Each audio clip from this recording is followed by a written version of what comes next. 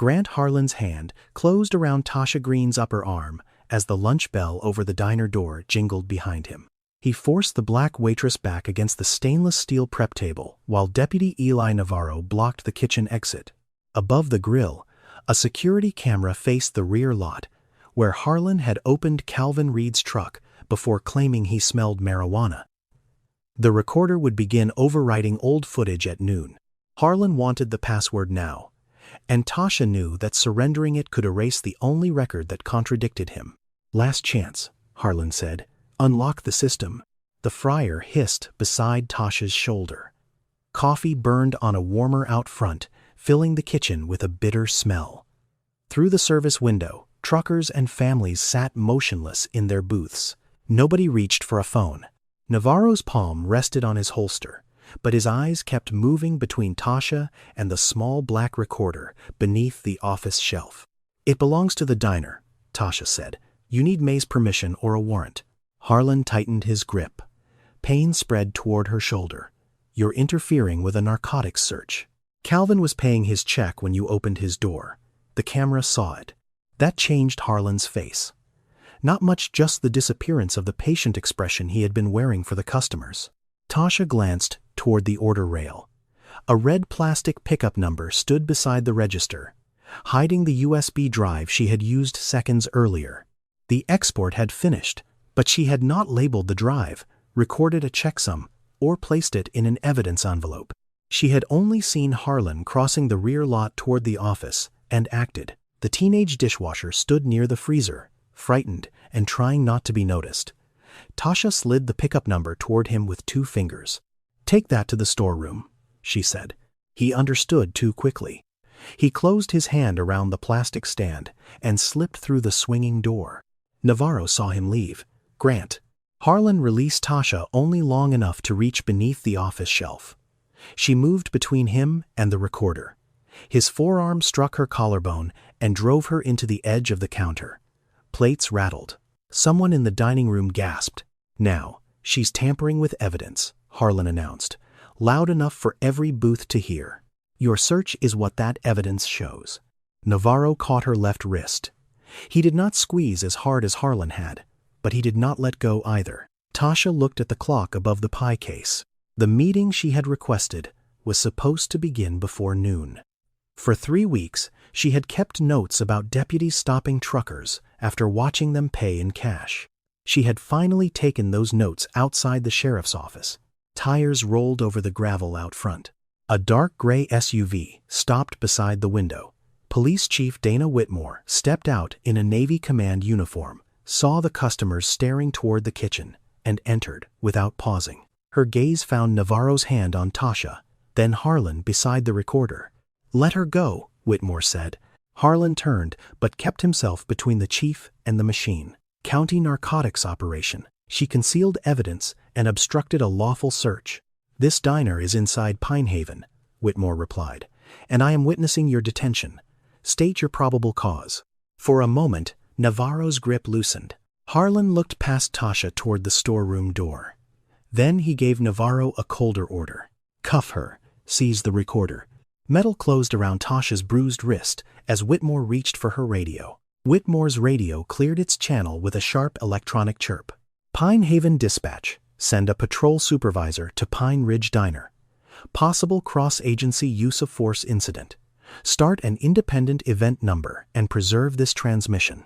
Harlan pulled Tasha's right arm behind her to meet the cuff already locked around her left wrist. The motion drove pain from her shoulder into her neck. She tried to shift with it instead of resisting, the way she moved when a tray tilted, but Harlan used the adjustment as another reason to push her against the counter. "Stop moving. She's accommodating the restraint," Whitmore said. "Loosen the left cuff." Navarro checked the spacing with one finger. His face tightened. Harlan ignored the order and reached for the recorder. Tasha watched his hand close around the power cable. Every morning before sunrise, she checked that machine while the first coffee brewed. The diner's aging electrical system made the camera clock drift whenever the exhaust hood tripped its breaker, so she compared it with the point-of-sale terminal and wrote the difference in the opening log. That morning, the camera was 6 minutes slow. She had noted it beneath the milk delivery count and signed her initials. Details kept a roadside diner alive. Which driver needed decaf? Which refrigerator seal leaked? Which customer paid in cash before starting a long haul? Tasha had spent 11 years noticing what other people dismissed, then went home 3 nights a week to study bookkeeping at her mother's kitchen table. Since her mother's stroke, Tasha also handled the rent, medication refills, and every insurance form that arrived with another unexplained balance. The folded tuition notice in her apron pocket represented 200 hours of tips she could not afford to lose. Harlan unplugged the recorder. The monitor above the grill went black. "That equipment belongs to me." May Dalton pushed through the front entrance, carrying 2 grocery bags against her hip. The diner owner stopped when she saw Tasha cuffed, then looked from Harlan to Whitmore. "May," Tasha said, "don't give anyone the administrator password." Harlan lifted the recorder from its shelf. "We are seizing it in connection with evidence tampering and an active vehicle search." "Do you have a warrant?" Whitmore asked. "Exigent circumstances." She was already moving the footage. Whitmore did not reach for the machine. She photographed its serial label, the disconnected cables, and Harlan's hand around the case. "My department does not command county deputies. You also do not control my jurisdiction. Everything you remove will be documented, and the owner is entitled to a receipt." May set the bags down slowly. A carton of eggs tipped sideways, but did not fall. "Tasha, what did you do?" The question hurt more than the cuff. "I stopped them from deleting what happened to Calvin's truck." Harlan faced the dining room. "Everyone remain seated until we identify witnesses to the narcotics investigation." Customers lowered their eyes. Tasha recognized the calculation because she made versions of it every day. Protect your meal, your schedule, your job. She had spent weeks recording license plates and receipt times precisely because frightened people rarely challenged uniforms in the moment. Navarro guided her toward the rear exit. Whitmore walked beside them, reciting the recorder's serial number into her preserved dispatch channel. She told Tasha not to answer questions until counsel arrived. It was useful advice, but it did not open the cuffs. At the threshold, Tasha looked toward the freezer. The teenage dishwasher was gone. His backpack remained beneath the employee bench, one strap curled across the floor. Beyond the storeroom, the rear door stood open to the truck lot. The USB was no longer hidden beside the register, and Tasha had no way to know who held it now. The rear lot had filled with uniforms. A Pine Haven patrol sergeant stood beside Whitmore's SUV, while 2 additional county deputies waited near Harlan's cruiser. Nobody opened the cuffs. Harlan placed the recorder in his trunk without an evidence bag. Whitmore photographed that too. "Who is your evidence custodian?" she asked. "Take it up with Sheriff Rusk." "I will." Navarro put Tasha into the back seat. Her left shoulder scraped the partition when she tried to sit with her wrists behind her.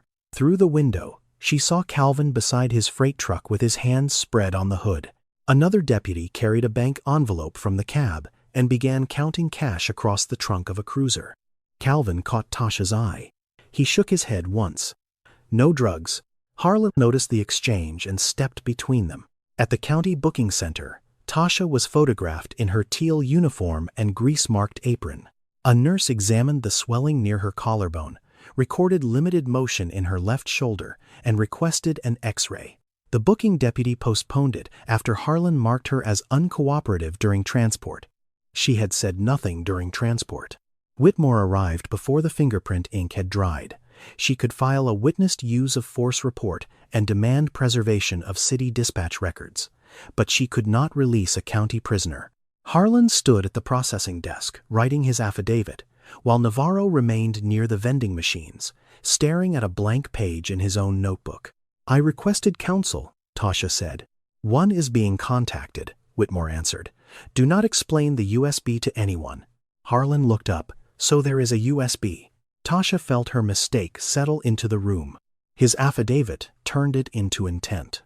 He wrote that Calvin had voluntarily opened the truck after Harlan detected marijuana. During the lawful search, Tasha became hostile, accessed the security system, removed digital evidence, ordered an unidentified employee to carry it away, and physically prevented Harlan from securing the recorder. Her movement beneath his arm became resistance. Her warning to May became an attempt to deny investigators access. The account had enough truth around its edges to be dangerous. A property clerk brought in Calvin's cash, $18,400 from the sale of a used tractor. Harlan classified it as suspected drug proceeds pending forfeiture review, even though the truck search had produced no narcotics. On the cover sheet, Tasha saw the emblem of the County Highway Interdiction Program and a box labeled Quarterly Seizure Total. Sheriff Dean Rusk entered through the secured door without acknowledging her.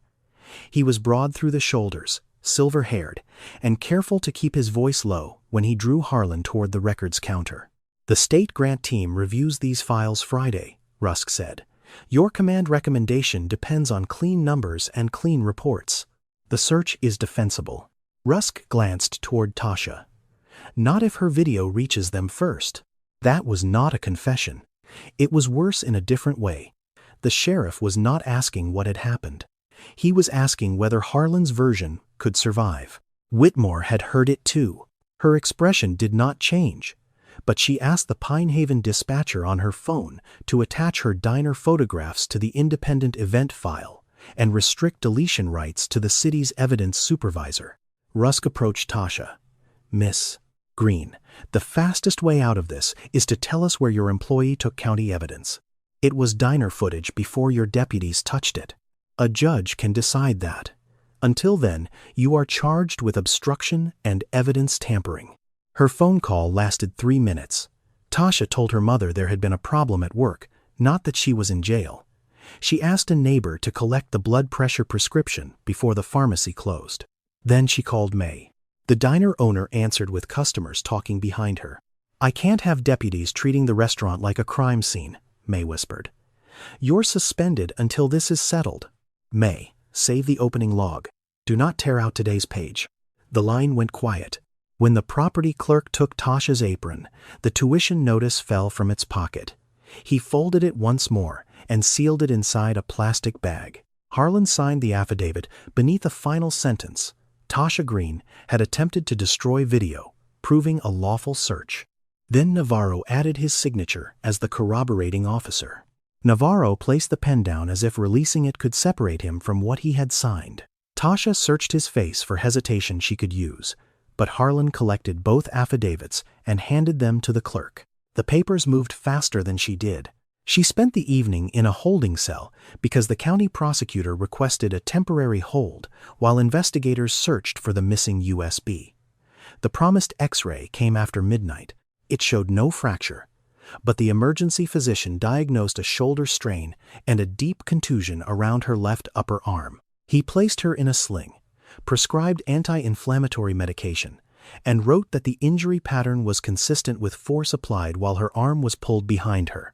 The county kept that report with her booking file. At her first court appearance the next morning, a prosecutor described Tasha as someone who had directed a potential witness to flee with digital evidence. Her public defender argued that the recording belonged to the diner and that no lawful seizure had been announced when Tasha exported it. The judge released her without cash bail, but ordered her not to contact Calvin, the teenage dishwasher, or any diner employee who might become a witness. That included May.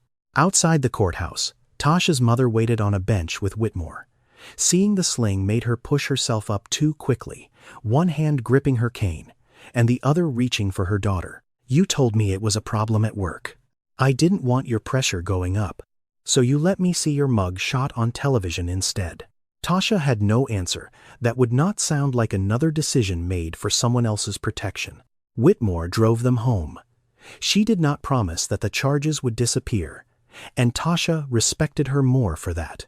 Instead, she explained what Pine Haven investigators had preserved: her dispatch transmission, photographs from the diner, the recorder's serial number, and the names of customers who had remained long enough to identify themselves. "The county property sheet says Harlan delivered the recorder directly to evidence intake," Whitmore said. "But the intake stamp leaves 47 minutes between the diner and the evidence room. The drive takes 12. Where was it? That is the first question." It is not yet an answer. The recorder had been listed as damaged and unreadable. Harlan claimed its power loss occurred when Tasha blocked him from securing it. Whitmore's photographs showed an intact case, but photographs could not prove the condition of the hard drive inside. Tasha pressed her good hand against the folded opening log she had reconstructed from memory. 6 minutes slow. Milk delivery. Exhaust breaker reset. Her initials. Without May's original page, it was only her account.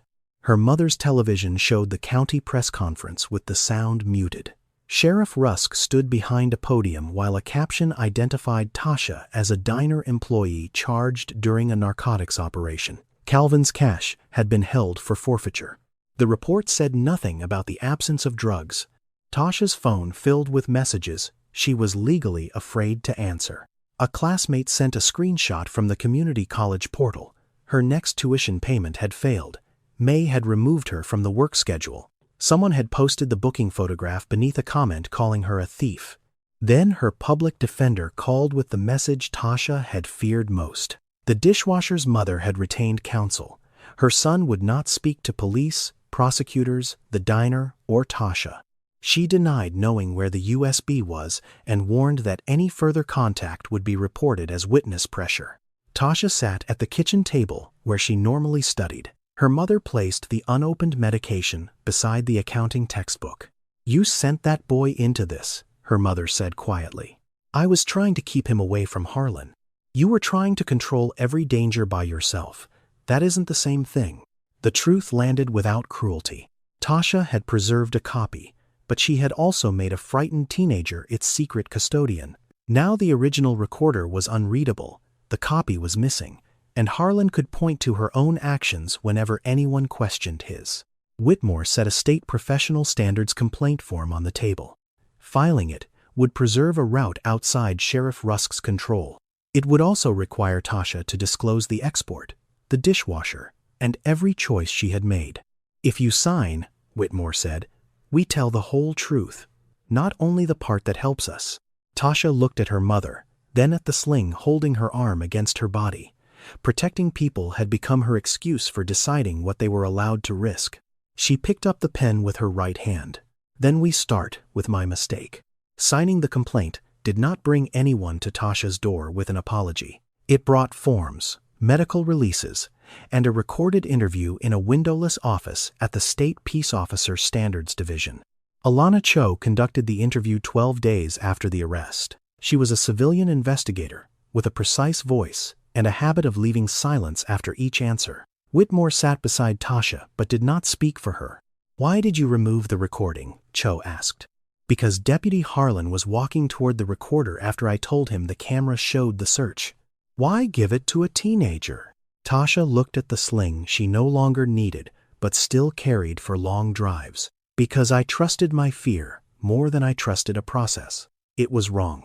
"Was the export altered?" "Not by me." "I don't know where it is now."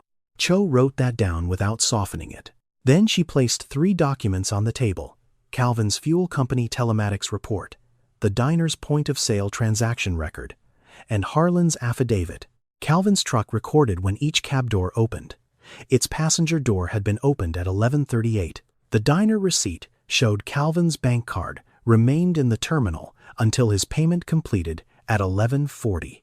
Harlan's affidavit said Calvin personally opened the passenger door and consented to the search before it began. Could Calvin have given verbal consent from inside the diner? Cho asked. "Not the way Harlan wrote it. Calvin was at my register. Harlan was already behind the truck." The county logs added 2 more points. Harlan activated his body camera at 11:42. He radioed that he smelled marijuana at 11:43. Neither timestamp proved who opened the door, but together they made the order in his affidavit impossible without another explanation. Harlan supplied one.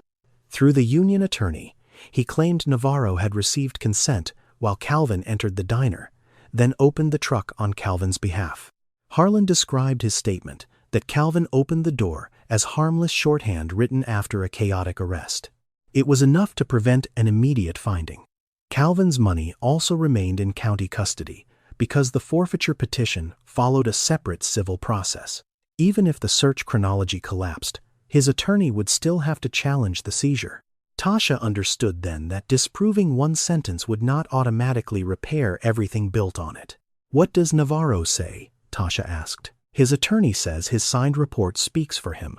Cho turned to the last item, a yellowed page sealed in a transparent sleeve. Tasha recognized May's slanted handwriting above her own initials, the original opening log. May had delivered it through counsel after seeing the county press conference. The page documented the exhaust breaker reset and showed that the diner camera ran 6 minutes behind the point-of-sale clock. May had also provided the automatic sales backup from the restaurant's accounting service, which neither Tasha nor the deputies could edit from the diner terminal. "She believed me?" Tasha asked. "She believed records she helped create. That is not the same thing, but it matters." Cho asked Tasha to explain each line in the opening log. Tasha described checking milk temperature, counting the register, resetting the hood breaker, and comparing the first camera image with the receipt printer. These were not forensic procedures. They were the habits May had required after an insurance dispute over a freezer failure 2 years earlier. Tasha's ordinary routine gave the page its credibility. The county prosecutor still refused to dismiss her charges. Harlan argued that the timing dispute concerned Calvin's search, not Tasha's decision to export and conceal footage. Sheriff Rusk released a statement saying administrative reviewers were second-guessing deputies who had acted in a rapidly developing investigation. That afternoon, May's attorney sent Tasha's public defender a notice converting her suspension into termination. The diner had lost police business, 2 servers had quit, and May's insurer had threatened to review coverage if Tasha returned while charged. May preserved the log, but she would not sacrifice the restaurant for her. Tasha read the notice, twice, at her mother's kitchen table.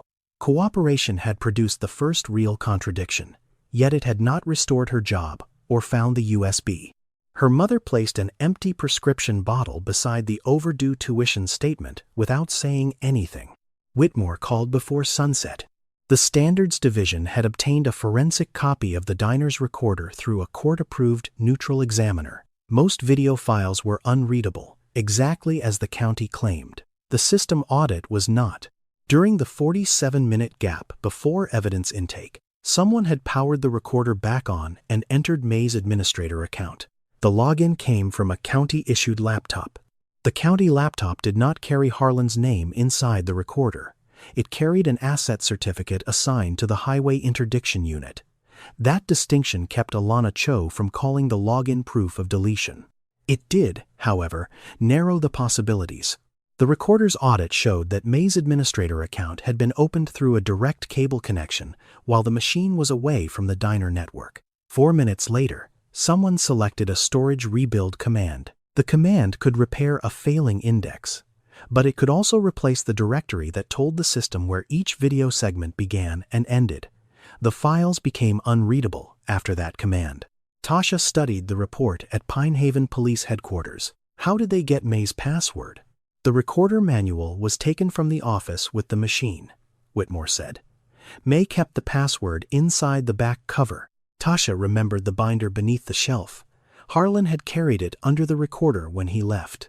Cho obtained the county equipment roster through the certification investigation. The laptop had been checked out to Harlan at the start of the shift. A location log placed it at the highway substation during most of the 47-minute gap.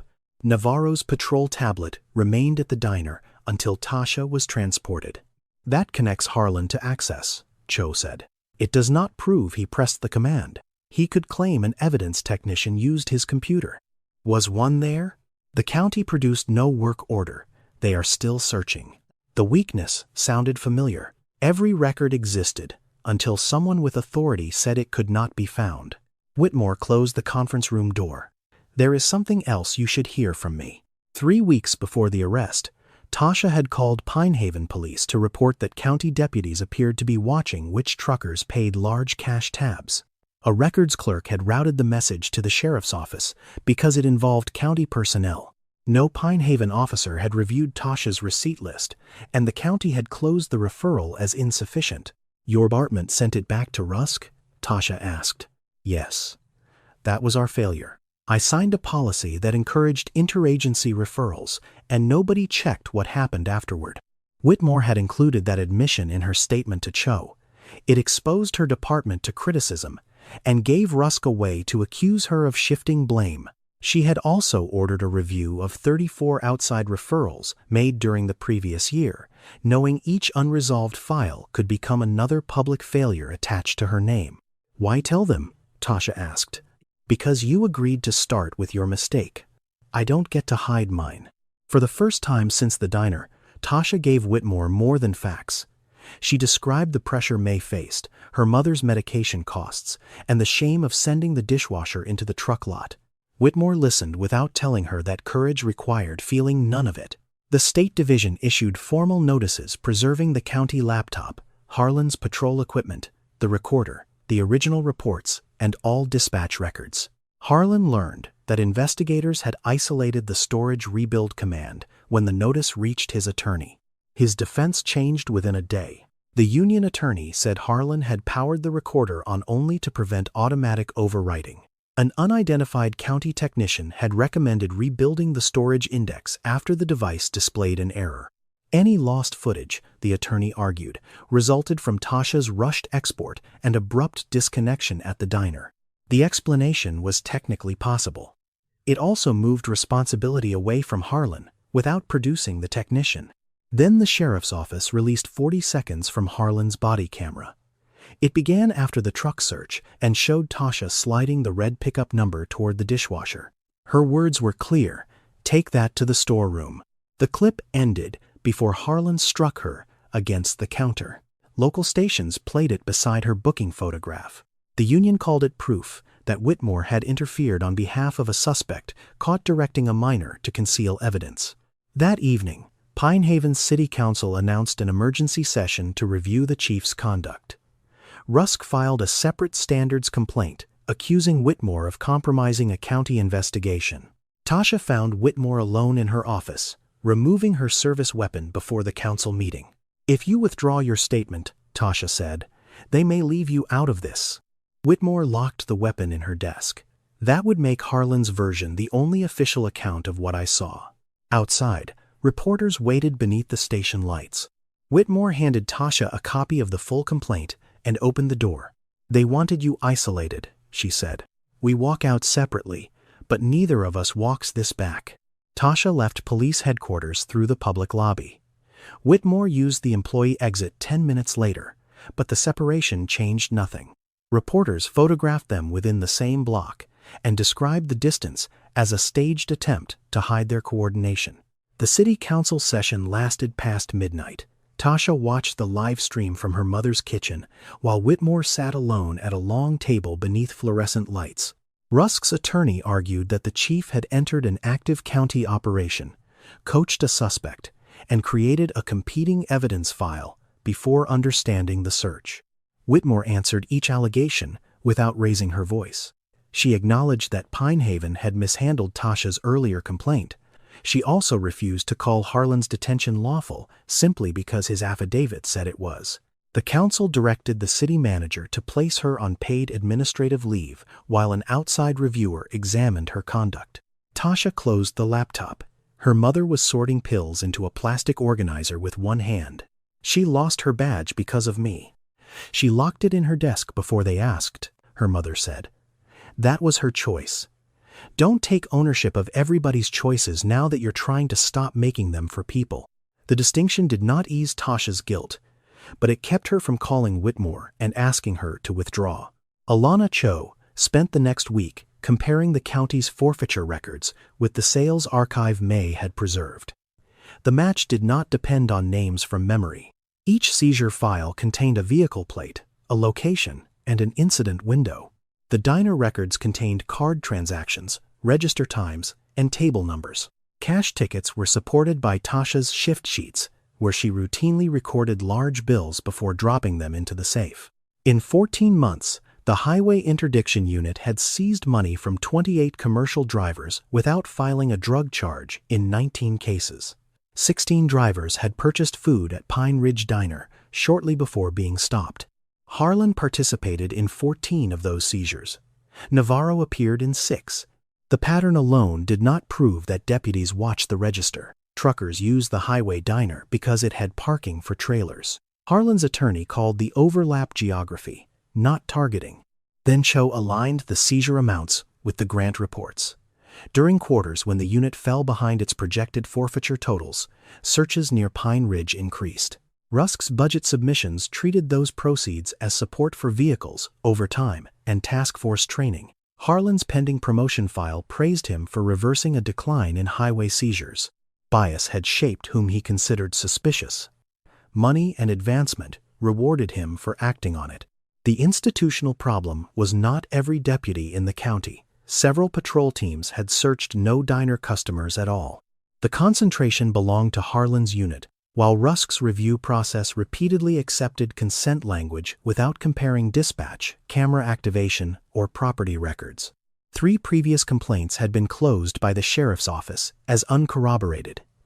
Each accused Harlan of beginning a search before consent.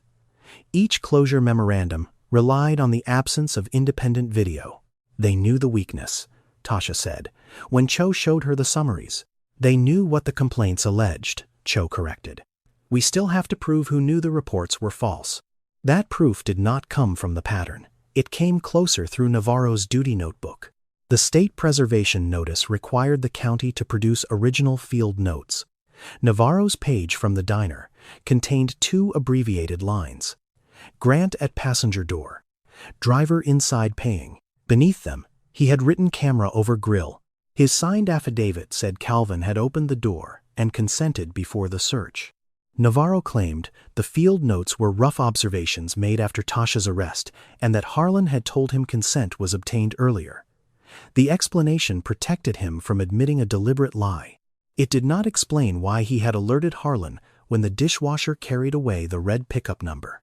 The county prosecutor responded by offering Tasha a deal. If she pleaded guilty to misdemeanor obstruction, the evidence tampering charge would be dismissed. She would receive no jail time and could petition to clear the conviction after probation. In return, she would agree that the deputies had been engaged in a lawful investigation when she interfered. Her public defender called it a practical exit. A trial could expose the missing USB, her instruction to the dishwasher, and the edited body camera clip. Conviction on the tampering charge could follow her into every future job application. Tasha thought about her tuition notice, May's termination letter, and the medication bills accumulating beside the refrigerator. One signature could stop the immediate damage. It would also turn Harlan's disputed search into a fact she had accepted in court. No, she told her attorney. They can prove their version without borrowing my name. The plea deadline passed. The following morning, Cho received a request from Navarro's new attorney. He wanted a confidential meeting without Harlan, Rusk, or the union lawyer present. He was asking what cooperation would cost him. Navarro entered his meeting with Cho carrying the same duty notebook he had avoided at the booking center. His new attorney permitted a recorded proffer, but secured no promise of immunity. Truthful cooperation would be reported to prosecutors and the Standards Board. Lies would create another charge. He admitted that Harlan had opened Calvin's passenger door while Calvin was inside the diner. Navarro had not obtained consent. He also admitted that Harlan took the recorder and unit laptop into a private room at the highway substation before evidence intake. Did you see him rebuild the storage index? Cho asked. No. Did an evidence technician enter the room? Not while I was there. Navarro had left to complete Tasha's transport paperwork. He could place Harlan alone with both devices, but he could not testify to which command Harlan executed. When Cho asked why he signed the false affidavit, Navarro stared at his notebook. Grant said my career would not survive accusing a decorated deputy over a waitress and a trucker's cash. I believed him. The admission exposed Navarro's cowardice, not innocence. Cho referred his conduct separately. Based on the timing records, system audit, and his proffer, the Standards Division issued Harlan notice of proposed emergency suspension. He contested it, triggering a public evidentiary hearing before the State Peace Officer Standards Board. Harlan's counterattack arrived in organized pieces. His union hired a digital forensics consultant who argued that Tasha's hurried export could have damaged the recording directory before the device ever left the diner. The storage rebuild command, according to the consultant, was a reasonable recovery attempt. The report emphasized that the USB had never entered verified custody and that the original video could not be examined. Rusk requested that the board postpone its hearing until Tasha's criminal case ended. The county prosecutor scheduled her trial and warned that public testimony could contaminate the jury pool. Union advertisements accused Whitmore of manufacturing an interagency scandal to cover her department's failure to investigate Tasha's first complaint. The city kept Whitmore on leave. Tasha found temporary overnight work stocking shelves at a grocery warehouse. Lifting boxes aggravated her shoulder until her fingers tingled, but she hid it because missing another paycheck would put her mother's medication and their rent in competition. After 4 shifts, a supervisor watched her drop a case of canned soup and removed her from the schedule. At home, her mother heated a towel and wrapped it around Tasha's shoulder. "Could your lawyer ask for the deal again?" "Only if I agree their search was lawful." "I'm asking whether we can survive the answer you already gave." Tasha understood. Refusing the plea had been morally clean and financially brutal. She could not promise her mother that truth would pay the electric bill. 2 days before the hearing, the dishwasher's attorney contacted Cho. The young man had not lost the USB. He had carried it through the truck lot, called his mother from a gas station, and given it to her when she arrived. She placed it in a home safe and refused every request to surrender it because she feared her son would be charged with concealing evidence. The attorney would not provide the drive without protection. Cho could not guarantee immunity from the county prosecutor, and Tasha's no-contact order prevented her from asking the young man to cooperate. Her public defender suggested a subpoena. Tasha initially rejected it. Forcing the dishwasher into a proceeding felt like repeating the choice that had placed him in danger. Then she examined the recorder audit again. The system had logged her export before Harlan unplugged it. The entry included the camera channel, file length, creation sequence, and an internal digital fingerprint.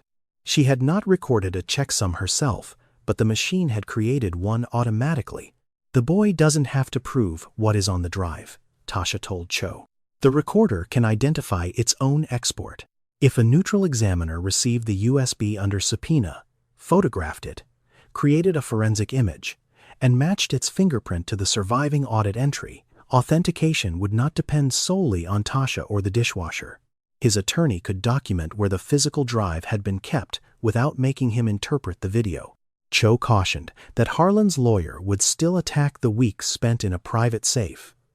A matching fingerprint would show the file had not changed, but it would not explain every hand that held the device. "Then we don't hide those hands," Tasha said. "My mistake stays in the chain. It doesn't have to break it."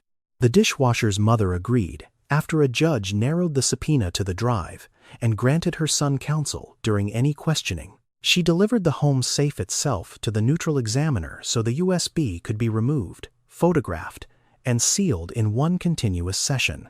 Harlan's attorney moved to exclude it from the hearing. He argued that Tasha had orchestrated its disappearance and later designed an authentication theory to rescue her case. The board allowed examination, but reserved its decision on whether the video would be admitted. On the evening before the hearing, Tasha sat with Cho and Whitmore in the empty back row of the state building. Whitmore remained on leave and would testify only as a civilian witness to what she had observed. Cho's phone vibrated. The neutral examiner had matched the USB file's digital fingerprint to the surviving export entry in the recorder audit. The file was unchanged and readable. Cho did not describe what the video showed. She turned the phone so Tasha could read the final line herself. The recording contained 17 minutes from the camera above the grill. The hearing room held no jury and offered no promise of a criminal verdict. 3 standards board members sat above the witness table with authority over police certification, not imprisonment. Harlan wore a dark suit beside his union attorney. Rusk occupied the row behind him. Tasha sat with her public defender until the board ruled on the USB. The neutral examiner described receiving the locked home safe, removing the drive, creating a forensic image, and matching the file's digital fingerprint to the recorder's surviving export entry. Harlan's consultant agreed that the fingerprints matched. He maintained that the footage could still mislead because its displayed clock was unreliable and its camera showed only part of the truck. The board admitted the video, with those limitations. On the screen, the rear lot appeared beneath a pale camera timestamp. Calvin entered the diner at the edge of the frame. Harlan waited beside the passenger door, looked once toward the windows, then opened the truck with a key he had taken during the stop. He searched the cab for nearly 4 minutes before Navarro approached. Calvin did not appear outside until later. Harlan's attorney paused the recording. "The time displayed here is 11:32, he said. "Miss Green's receipt places Mr. Reed at the register several minutes later. This video does not establish the sequence," she claims. Tasha was called to the witness table. She acknowledged exporting the recording, giving it to the dishwasher, and failing to document the transfer. Harlan's attorney walked her through every weakness before asking about the 6-minute correction. "You created the opening log yourself?" "I completed my section." May reviewed it. "After you had already been watching these deputies for weeks. That is why the log matters more than my memory." He suggested she had written the correction to manufacture a useful timeline. Tasha asked to see the recorder audit already admitted as the state's exhibit. The board chair allowed it. "The camera clock did not become 6 minutes slow because I wrote it down," Tasha said. "The audit recorded the exhaust breaker reboot. When power returned, the recorder loaded its internal clock before reconnecting to the diner's time server. The audit lists both values. They are 6 minutes apart." Harlan's consultant had described the storage commands, but omitted that comparison from his report. Under questioning, he conceded that the audit preserved the offset before Tasha exported anything. Corrected to actual time, Harlan opened the truck at 11:38. Calvin's card remained active at Tasha's register until 11:40. Harlan's camera activated at 11:42. His marijuana call followed at 11:43. The search came first. The recorded justification came last. The attorney offered the second defense. Navarro had obtained consent inside the diner before Calvin paid. Navarro testified under his cooperation agreement. He said he had never spoken to Calvin before the door opened. His duty note grant at passenger door. Driver inside paying had been written while he watched Harlan begin the search. Harlan later instructed him to sign the affidavit because, in Harlan's words, the unit could not lose another clean seizure before grant review.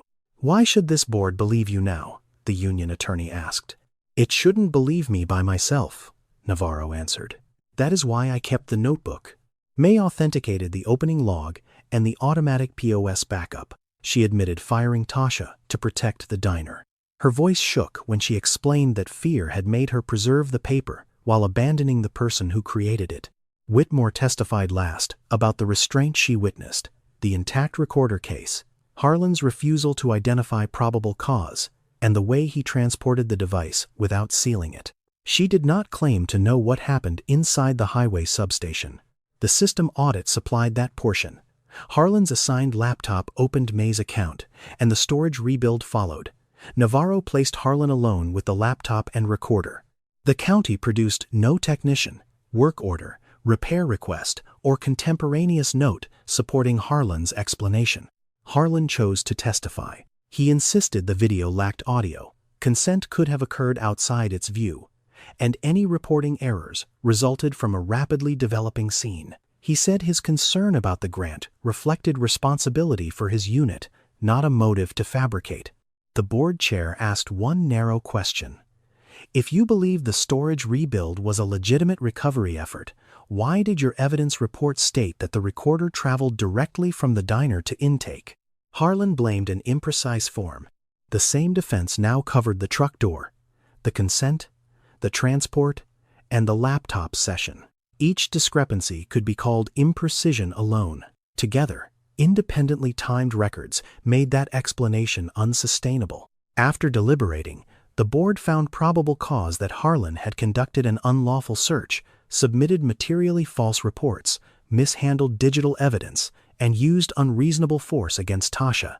His certification was suspended immediately, pending a final disciplinary proceeding.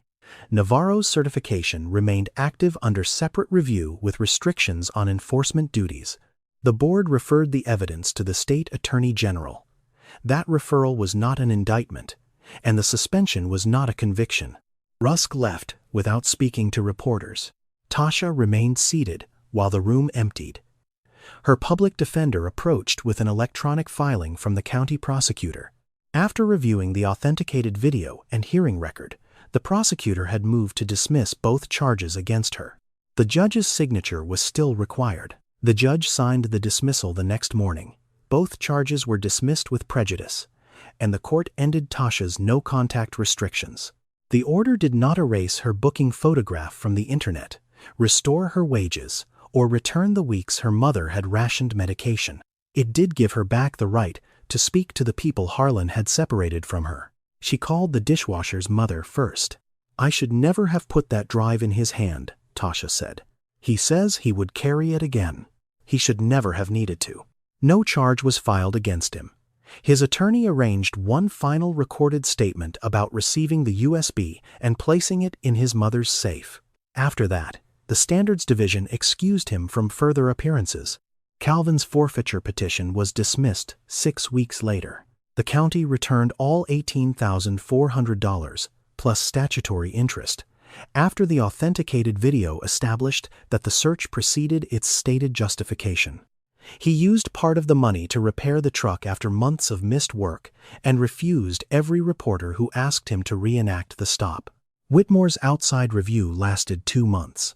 Investigators found that she had acted within Pine Haven jurisdiction, properly preserved an independent record, and had not ordered Tasha to hide evidence. The city reinstated her. The report also confirmed that her department's referral policy had allowed Tasha's first complaint to disappear inside the agency it accused. Whitmore accepted that finding publicly. Pine Haven replaced automatic referrals with documented follow-up, supervisory review, and notice to complainants when another agency received their allegation. Harlan received full due process before the Standards Board revoked his certification. The county terminated him after a separate hearing. 4 months later, the state attorney general charged him with evidence tampering, falsifying an official record, and misconduct in office. He contested the case for nearly a year before pleading guilty to evidence tampering and 1 false record count.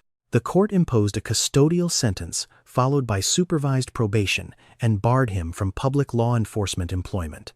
Navarro's cooperation did not erase his affidavit. He accepted a lengthy certification suspension, resigned from the sheriff's office, and testified in Harlan's criminal case. The state declined to charge him after considering his early proffer, preserved notebook, and responsibility for helping create the false account.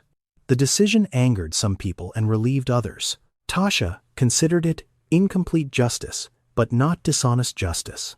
Investigators found insufficient evidence that Rusk had ordered the recorder altered. They did establish that he ignored repeated complaints, defended unsupported consent language, and tied promotion decisions to seizure performance. The county commission removed him from supervision of the interdiction grant and hired an independent auditor. Voters replaced him at the next election. The county entered a corrective agreement requiring outside review of disputed consent searches, prompt sealing of digital equipment, separation between seizure totals and promotion evaluations, and annual publication of forfeiture outcomes. 19 closed seizure cases were reopened. Not every driver recovered money, but no file remained closed merely because the original video was missing. Tasha attended physical therapy until she could lift her left arm without numbness. Some stiffness remained in cold weather. Her civil rights lawsuit continued for 14 months before the county and its insurer settled. The agreement covered medical treatment, lost income, legal expenses, and the tuition she had abandoned. It did not require confidentiality, so the county could not purchase her silence along with resolving the claim. It also required the county to publish a correction, stating that she had preserved evidence of misconduct rather than destroyed evidence of a lawful search.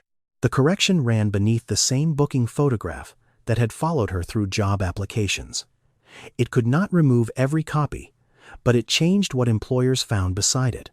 At a county commission meeting, the clerk read the correction into the public record while Tasha sat beside her mother. There was no applause on command and no instant forgiveness. Tasha cared more that the statement named the unlawful search, the false charges, and the evidence she had preserved. Her mother carried a printed copy home and placed it beside the medical bills they were finally able to pay. May offered Tasha her old position back. Tasha declined the first offer because it asked them to pretend returning was the same as repairing. They met again after the diner closed. May apologized without mentioning lost police business or insurance pressure. Tasha listened, then placed a written safety plan on the counter. No employee would surrender recordings without owner approval, lawful process, or an immediate safety emergency. 2 workers would document every export. Locked clips would copy to an off-site account. No teenager would carry evidence into a parking lot. May read every page. Shift manager? Sign. May.